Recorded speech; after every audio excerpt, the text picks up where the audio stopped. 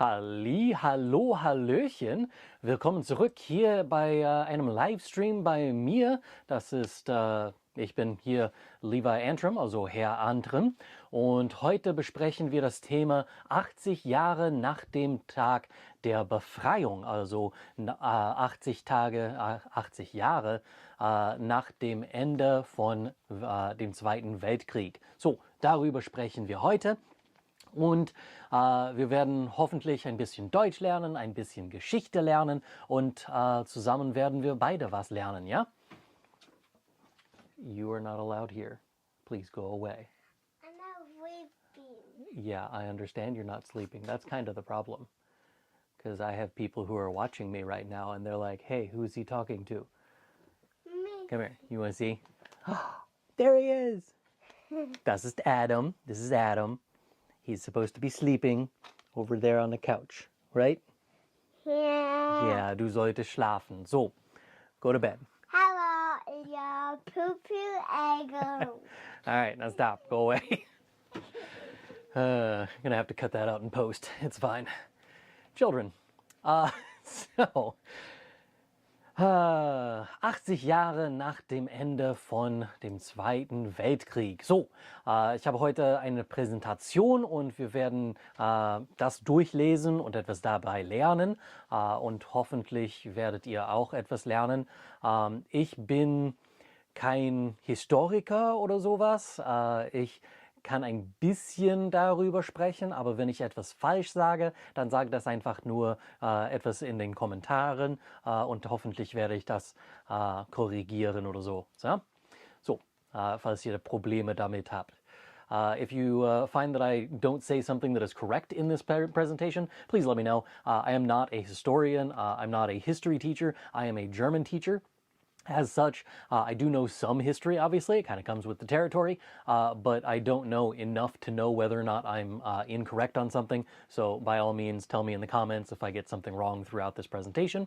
So we're talking about 80 years after the end of World War II, or 80 years after Liberation Day, which is what they call it in Germany, or Tag der Befreiung. So that is on the 8th of May, which is just a couple of days away at this point. And that was in 1945.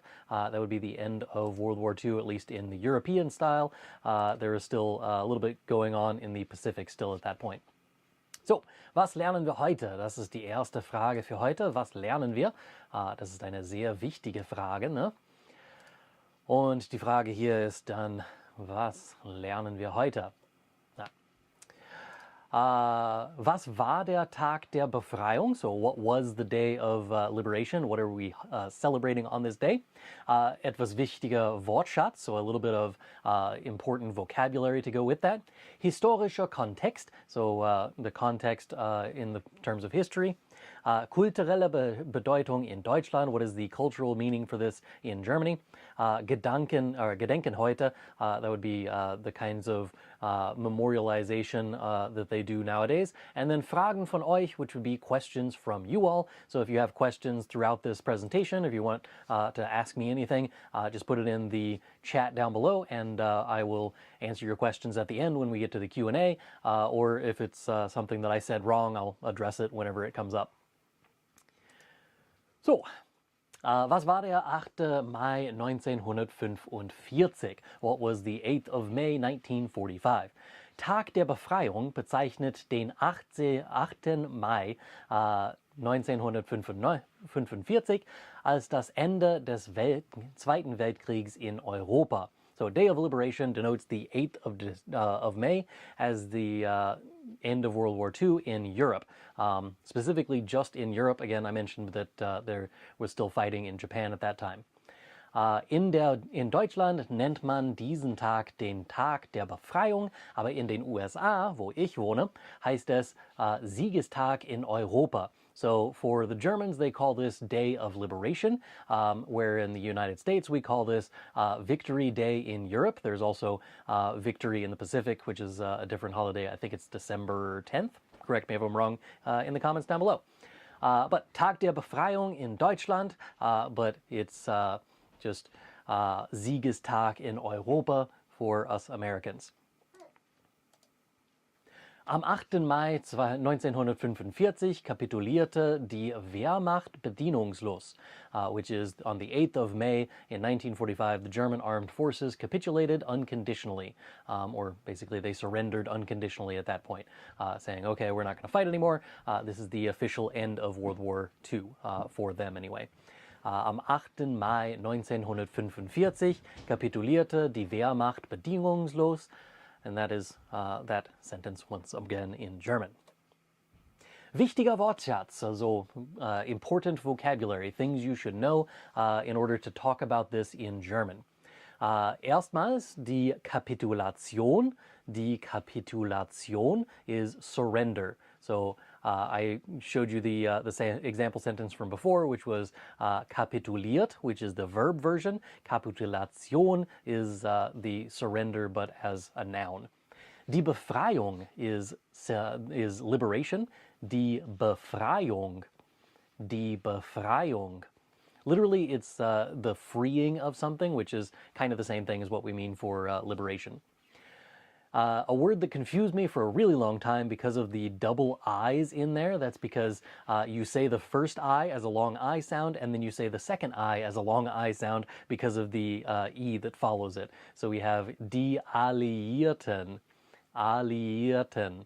You have the Alliierten, Alliierten. It's a little bit weird to say out loud, but die Alliierten. Der Widerstand is the resistance, literally stehen, to stand, and wieder, against. So it's the resistance, the standing against whatever the other side is. Der Widerstand. Die Diktatur is the dictatorship. Die Diktatur. Die Diktatur. Das Kriegsende is the end of the war. Das Kriegsende. Das Kriegsende. Das Gedenken. This is remembrance, usually like ein Tag, ein Gedenkentag, or a day of remembrance. So das Gedenken. Das Gedenken. That's remembrance in German. Die Alliierten befreiten viele Städte in Europa. The Allies liberated many cities in Europe. Die Alliierten befreiten viele Städte in Europa. Again, befreien being the verb to liberate, and Alliierten is the Allied forces or just the Allies. Die Kapitulation bedeutete das Ende der Diktatur. The surrender meant the end of the dictatorship. Die Kapitulation bedeutete das Ende der Diktatur. Die Kapitulation bedeutete das Ende der Diktatur. Grammatik, ein paar Wörter zu Grammatik hier, denn wir sprechen über etwas in der Vergangenheit, deshalb müssen wir mit Präteritum und Perfekt sprechen. So we're talking about something that happened in the past, so we're going to have to use past tenses to do that. There are two past tenses that you really need to worry about, and that would be Präteritum and Perfekt. But in addition to that, you should probably familiarize yourself with active voice, or aktiv, and passive voice, or passiv. These two are used a lot, especially with things like this, where you're saying, in the example down below, Berlin wurde befreit, which is Berlin was liberated. It doesn't say by whom. It was the Russians or the USSR at the time, but it was liberated, so we don't say by whom it was liberated, but wurde befreit. That's what the passive voice does, is it takes the subject away from the sentence and makes it more removed from what the person or thing that did something in that sentence. So we'll back up a couple of steps. We'll go back to the Präteritum up there at the top. In this one we have Präteritum sentence example, die Soldaten zogen sich zurück. The soldiers retreated, or literally they pulled themselves back. That's the way that the word zurückziehen is the original verb, ziehen, and we change that to zog in the simple past, or the Präteritum, and then we have to conjugate on top of that. So we add en to the end of the verb here to make it so that it's the plural form. So die Soldaten zogen, zogen instead of just zog, or zogt, or zogst, any of those other forms, just zog, zogen. Die Soldaten zogen sich zurück. The soldiers retreated. If you want to use this in the perfect tense, which is what you usually use when speaking in German about past events, you use the perfect tense for that. This uses a combination of either haben or sein and a past participle, which is a fancy way of saying like the past tense version of a verb at the end of the sentence. So in this one we have die Soldaten haben sich zurückgezogen. Die Soldaten haben sich zurückgezogen. This is gezogen is the main part of the past participle. Zurück is that separable prefix. We just put that at the beginning of it when we add that to a past tense here. So zurückgezogen, that's the past tense part. Die Soldaten haben sich zurückgezogen. The soldiers retreated. Die Alliierten befreiten Berlin is an example of the active voice, which is to say that the Allies liberated Berlin. It tells you who did the liberating and what was liberated. So we have the ones doing this, which would be die Alliierten, and the thing being liberated is Berlin, so that's your direct object in that sentence. In the passive voice version, we get rid of the Allies in the sentence, and we make it so that Berlin is now our subject, and we say it was freed or it was liberated. So Berlin wurde befreit. It was liberated. Historischer Kontext, ein bisschen Kontext darüber. So more history stuff about the end of World War II. Im Frühjahr 1945 war der Zweite Weltkrieg fast vorbei. In the spring of 1945, the Second World War was almost over. Die Alliierten, USA, Großbritannien, Sowjetunion und Frankreich, hatten große Teile Europas befreit. The Allies, that would be US, Great Britain, Soviet Union, and France, had liberated most of Europe. Again, I'll just read the German so that you hear it one more time. Im Frühjahr 1945 war der Zweite Weltkrieg fast vorbei. Die Alliierten, USA, Großbritannien, Sowjetunion und Frankreich, hatten große Teile Europas befreit. In Deutschland herrschte Chaos. In Germany, chaos reigned. In Deutschland herrschte Chaos. Viele Städte waren zerstört durch Bombenangriffe. Many cities were destroyed by the bombardments. Es gab kaum Essen, Strom oder Wasser. There was hardly any food, electricity, or water. Die Wehrmacht war militärisch geschlagen. The German armed forces were defeated militarily. In other words, they were having a rough time in the economic sector, they were having a rough time in the private sector, and they were, of course, having trouble on the military end of things, which basically means that you have officially lost the war at that point. And they realized this and therefore had to capitulate or give up at the end of the war. Again, I'll read through the German one more time, just so that you hear it. In Deutschland herrschte Chaos. Viele Städte waren zerstört durch Bombenangriffe. Es gab kaum Essen, Strom oder Wasser. Die Wehrmacht war militärisch geschlagen. More historic stuff. Millionen Menschen waren auf der Flucht. Millions of people were fleeing. Zivilisten flohen vor der heranrückenden Roten Armee. Civilians were fleeing or fled from the approaching Red Army. Viele hatten Angst vor Rache oder Gewalt. Many had fear of revenge or violence. Andere suchten Sicherheit im Westen oder wollten aus zerstörten Gebieten entkommen. So others sought security in the West, or they just wanted to escape or their destroyed neighborhoods. Again, I'll read the German so that you hear it one more time. Millionen Menschen waren auf der Flucht. Zivilisten flohen vor der heranrückenden Roten Armee. Viele hatten Angst vor Rache oder Gewalt. Andere suchten Sicherheit im Westen oder wollten aus zerstörten Gebieten entkommen. But wait, there's more! Viele deutsche Familien verließen ihre Heimat und suchten Schutz in anderen Regionen. Many German families left their homeland and looked for protection in other regions.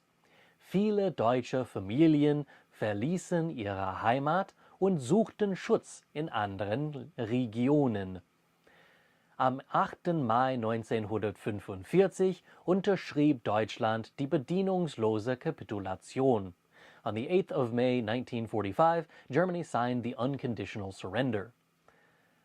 Das bedeutet kein Widerstand mehr, alle Kämpfe hören auf. That meant the no more resistance and all fighting stops. Für viele Menschen war das ein Tag der Erleichterung, aber auch der Unsicherheit. Was kommt jetzt? So for many people, this was a day of relief, but also for uncertainty. What comes next? People were unsure about their future there. Am 8. Mai 1945 unterschrieb Deutschland die bedingungslose Kapitulation. Das bedeutet kein Widerstand mehr. Alle Kämpfe hörten auf. Für viele Menschen war das ein Tag der Erleichterung, aber auch der Unsicherheit. Was kommt jetzt? Die Menschen wussten nicht, wie es weitergeht. Viele hatten Angst vor der Zukunft. So the people didn't know what would go on or what would happen next. Many feared for their future. Die Menschen wussten nicht, wie es weitergeht. Viele hatten Angst vor der Zukunft. Manche fühlten sich befreit, andere fühlten Schuld oder Trauer. Some people felt liberated, others just felt grief or guilt. Deutschland hatte den Krieg begonnen, jetzt war alles vorbei. Germany had started the war and now it was all over. Millionen Menschen waren tot, ganze Städte lagen im Trümmern.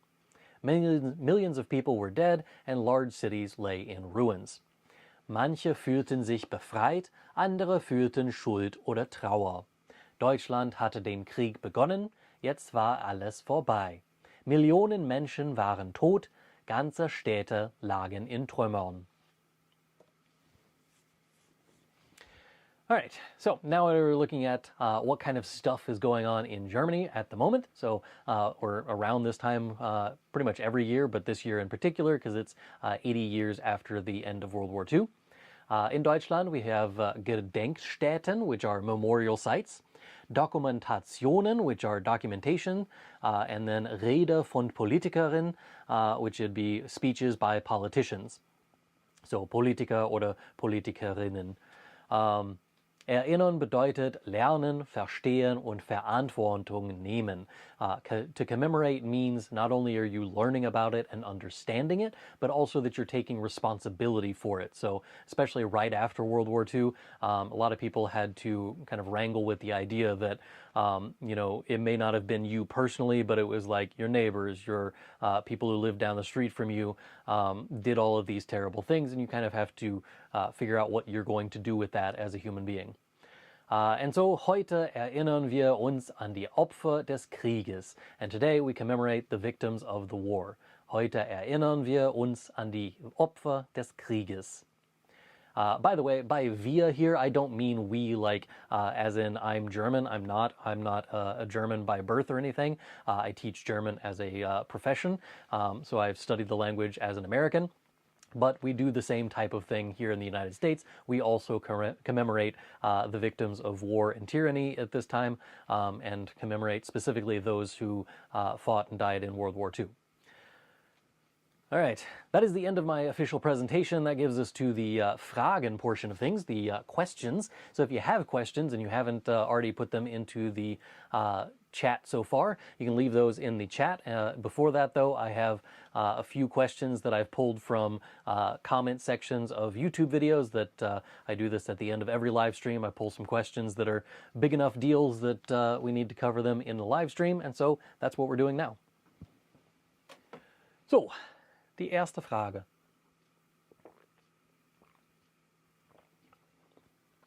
By the way, usually I do actually answer these questions before I have the live stream. So if you're one of those people like some of these were posted like 3 weeks ago, that's just because I didn't take the screenshot when I answer the question. But I do usually answer these questions before so that you're not just sitting around waiting for the next live stream before I answer your questions. That'd be a little rude. But This question here isn't really a question, but does have a question kind of embedded within it. A lot of these skills seem to be oriented towards living, working, or studying in German-speaking countries.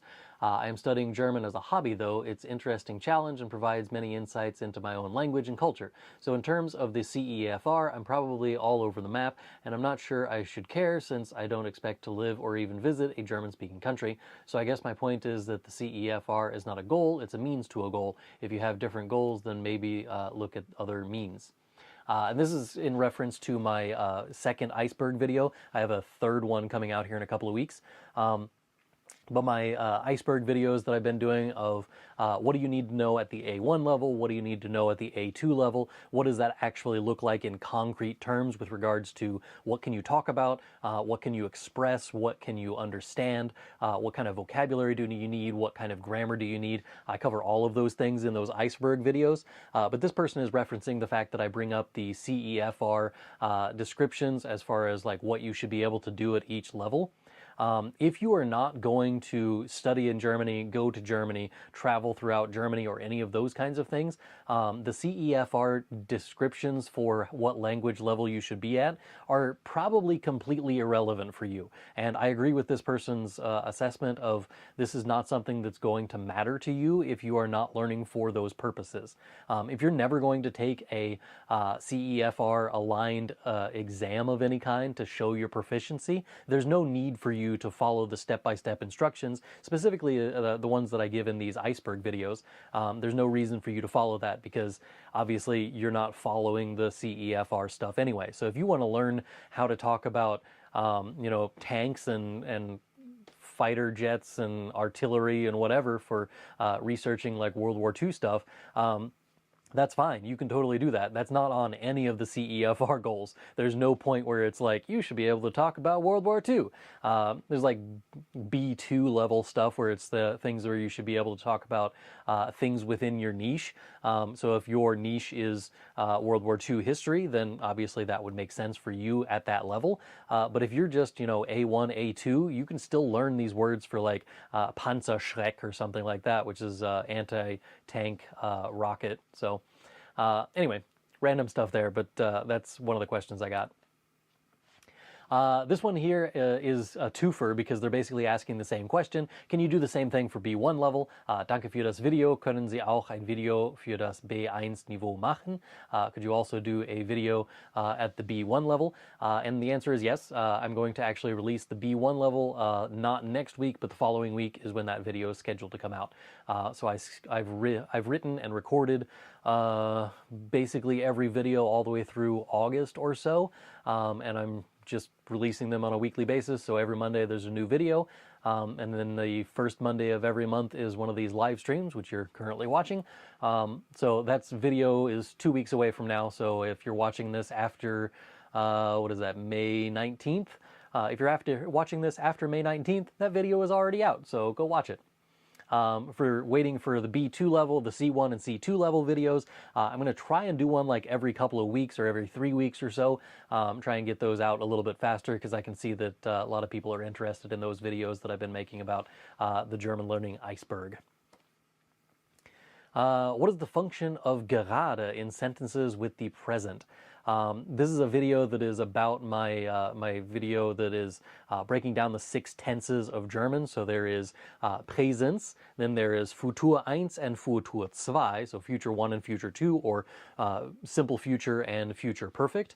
And then there are 3 past tenses. There's the Präteritum, the perfect, and the Plusquamperfekt. This question is specific about the present tense in German because there is not a present progressive combination in English. There is that thing in English, but there's not that thing in German. So this question is asking, what does the word gerade, which means kind of like right now, what does that do in a sentence using the present tense? The thing that it does is changes it so that we know for a fact it is using the English translation of the present progressive, so the tense where it is happening right now. If that's happening, we have a form of being, or a is, or are, or am, or whatever, and then an ing verb that shows up after that. That's what we call the present progressive in English. So if I say I am going to the store, in German, instead of saying ich bin am gehen, which is technically possible, it's not a thing that happens very often. It's a particular dialect that does that. But in German, instead of saying that, we would say ich gehe gerade. And gerade kind of takes that place of am going. Instead of saying am going, we're just saying ich gehe, I go. Gerade is just like right now, at this moment. And it kind of distinguishes between those two tenses so that we know what is actually being said. Because if you just say ich gehe, that could mean I go, but it also could mean like I am going. And the difference is relatively subtle. If you say I go, it doesn't mean you're doing it now. It means that you are known on occasion to go. So if that's the case, it needs more specificity to really express what you mean to say. This one here is about my tips for learning vocabulary memorization. It says, can someone explain to me the A1 Goethe Institute list, how it would be helpful if it is fully in German and I barely can read anything yet? The answer is relatively simple here. The A1 Goethe Institute list is actually in both German and English, so you can see them side by side. First, it's a list of vocabulary, and then second, it also includes lots of example sentences, and they are in both German and English, kind of like you would expect any other dictionary to be. So in that video, I mentioned the list that you can get from the Goethe Institute, and I linked them in the description of that video. They are available in German and in English, so if you're looking for that kind of thing, like a list of what do I need to know at the A1 level? Here's a list of words that you'll need according to the Goethe Institute, and they're the ones who wrote the exams, so it would kind of make sense to use their list. This one here is about my video from forever ago at this point. I think it's like 2019 this released, whenever I first came out with my first book, this Beginner German with Herr Antrim, that wonderful book there. When I first came out with that book, I also wrote this video and video series and then turned it into one big video. But that video, this person is asking a question on there about my pronunciation, because I said in my thing that the pronunciation of a Y, whenever it's used within a word, it's pronounced as an U, but then they claim that I said an U at 10.1 for the timestamp that they gave here.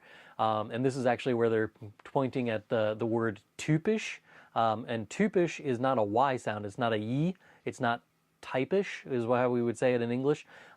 It would not be that. It's typisch with an U, because that's that sound that's happening there. So they're saying that I'm not saying a U umlaut in that particular part of the video, which is not true. I said it as an U in that video as well. But the distinction here is something that should be mentioned to anyone trying to work on their pronunciation in German. If you have a Y that is at the end of a word in German, this is going to be pronounced as the English Y sound. So you have like party, for instance. Party has a Y at the end of it, and that Y is pronounced like the English Y sound. If you put a Y in the middle of a word, such as in typisch or physisch or something like that, then you're going to have that as an U sound instead, which is that U umlaut sound. So it's a little bit confusing, but once you kind of see that pattern, it's pretty easy to figure out. This one's on my A2 video, and this one is, basically just here to remind you that, yes, I have both an A1 and A2 course. But this video comment says, this course is perfect. I've been through 4 hours, and I felt like I've learned more German than I have in an entire year, and it is the perfect difficulty for me. I will probably write more once I have finished this, but at the moment, I do not have the words to specifically describe what makes this course so great. I just somehow puts the information straight into my brain. Vielen Dank. So yes, my A1 and A2 courses, by far the most popular things on my YouTube channel, by like, I think it's like 2.5 million almost video views on the A1 course, and I think maybe a couple 100,000 on the A2 video. But long story short, they are very helpful, and it's something that you can just come back to over and over and over again. So you can watch, one lesson that's in there, and they're very clearly marked where the lesson ends. So you can just watch one lesson and kind of try and absorb the information or go and practice it in the comments or something like that. And then go on to the next lesson the next time and keep coming back to my A1 and A2 courses. Lots of people are big fans of that, and you can see that in the comments of those. This one I like just because it says this guy's like a robot, and I assume that means that I am super efficient and full of knowledge. And I just put this in here because I just don't care. I am human. I promise. I am not going to take over the world anytime soon. That's ChatGPT's job, and I don't want to infringe on their rights. So.